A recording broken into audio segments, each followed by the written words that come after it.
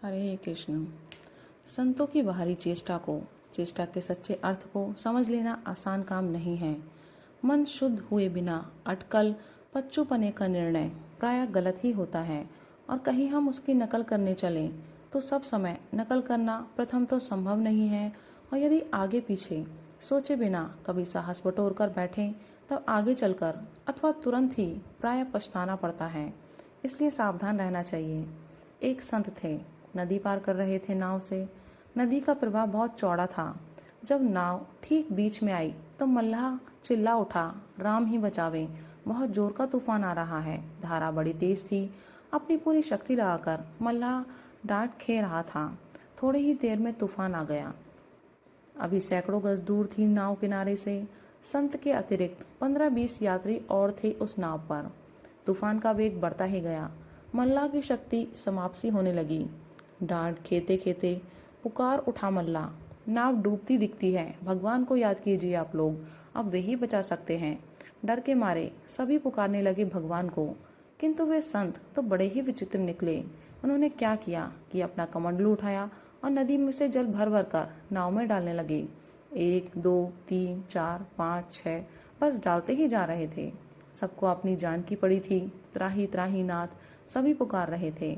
संत की ओर देखकर भी यात्री उन्हें इस चेष्टा से रोकने से रहे। मल्लाह से नहीं रहा गया। संतों का भक्त होने पर भी वे बोल ही उठा, महाराज, नाव में पानी डाल डालकर और जल्दी इसे क्यों डुबोना चाह रहे हो? पर कौन सुने। संत ने तो और भी शीघ्रता से पानी डालना जारी रखा। 2-3 मिनट बीतते न बीतते मल्लाह चिल्ला उठा, महाराज जी, अब भगवान की कृपा तो ऐसे दिखने लगी है कि नाव किनारे लग सकती है, किंतु आप तो इसमें पानी भरकर डुबाने पर ही तुले हुए हो। हैं, ऐसी बात है? कहकर संत ने अब नाव के भीतर जो पानी डाल चुके थे उसे बाहर कमंडलू में भर भर कर फेंकने लगे। पसीने से वे लथपथ हो रहे थे, पर भीतर का पानी अब बाहर फेंकते ही जा रहे थे। लोगों ने समझा संत पागल है। आखिर नाव किनारे लग ही गई। यात्री भी उतरे। मल्लाह श्रद्धालु था। किसी भी संत महात्मा से उसने उतराई ली ही नहीं थी। गरीबों को वह यूं ही पार कर देता था। याचना तक उसने नहीं की थी। किसी से भी उतराई की उसने अपने जीवन भर। लोग जो देते थे उसी से उसका जीवन चलता था। उसके मन में आया, संत पागल होंगे, किंतु नाव तो पार लगी है इनकी उपस्थिति के कारण। उसने डांट फेंककर संत के चरण पकड़ लिए और पूछ बैठा, महाराज, आपने ऐसा क्यों किया?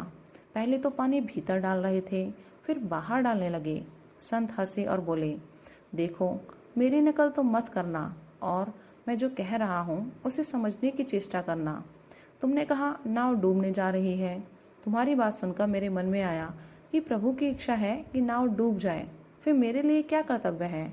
नाव डूबे या बचे, इससे मेरे लिए कुछ बनता बिगड़ता नहीं, किंतु मेरा तो कर्तव्य यही है कि उनके प्रभु के परम मंगलमय विधान में मेरे द्वारा सहयोग का दान हो जाए। बस मैंने कमंडलू उठाया और पानी डालने लगा। दूसरे शब्दों में, मेरा प्रयास नाव को डुबोने की दिशा में रहा, या हुआ या दिखा। और फिर जैसे ही तुमने ये बात कही कि नाव के बचने की आशा है, बस उसी क्षण मेरा प्रयास नाव को बचाने की दिशा में चल पड़ा, यह जानकर कि प्रभु नाव को बचाना चाह रहे हैं। बस प्रभु की मंगलमय इच्छा में अपनी इच्छा मिला दिया करो। इसका अर्थ तुम मत मान लेना कि कोई मरता हुआ दिखे तो किसी वैद्य के घर से लाकर उसे जहर खिला दो। इसका अर्थ इतना ही है कि भगवान की रुचि तुम्हें जैसी प्रतीत हो उसका तुम आंतरिक उल्लास से स्वागत करो। तुम जिस दिन सच्चे संत बन जाओगे उस दिन तो तुम्हारे अंदर कोई संकल्प ही नहीं रहेगा, कोई कामना ही नहीं रहेगी। तुम्हारे द्वारा स्वाभाविक परम मंगलमयी चेष्टा ही निरंतर होती रहेगी। उससे पहले तुम्हें चाहिए कि जो भी फल रूप तुम्हें प्राप्त हो उसका आंतरिक उल्लास से स्वागत करो। प्राणों का उल्लास लेकर मन ही मन पुकार उठो, प्रभु तुम्हारी मंगलमय इच्छा पूर्ण हो। सारांश यही है कि तुम छोटी बातों के लिए तो कहना ही क्या है, अपने साथियों की मृत्यु की संभावना देखने पर भी व्यवहारिक जगत में उससे बचने बचाने के लिए सात्विक उपाय का आश्रय तो ले लो, पर भयभीत मत हो। अपितु परम उल्लास के साथ मृत्यु का स्वागत करना सीखो। मृत्यु के रूप में भगवान ही आ रहे हैं तुम्हारा मंगल करने के लिए।